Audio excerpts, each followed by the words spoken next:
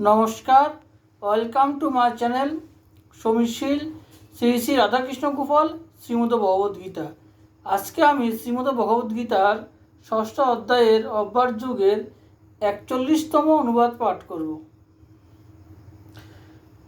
সে যুগের পথ হইতে ভ্রষ্ট হইলেও পুণ্যবান ব্যক্তি যে লোকে যান, সেই লোকে বহুদিন বাস করিয়া পরে আবার কোনো সদাচার সম্পূর্ণ ধনির ঘরে জন্ম নেন। রাধে কৃষ্ণ, রাধে কৃষ্ণ, রাধে কৃষ্ণ। শ্রী শ্রী শ্রীমদ ভগবদ্গীতা কি জয়। শ্রী শ্রী রাধা কৃষ্ণ গোপাল শ্রীমদ ভগবদ্গীতা কি জয়। আজ 16ই মার্চ 2025। আমার এই ভিডিওটি ভালো লাগলে লাইক, কমেন্ট, শেয়ার এবং সাবস্ক্রাইব করবেন। রাধে কৃষ্ণ, রাধে কৃষ্ণ, রাধে কৃষ্ণ।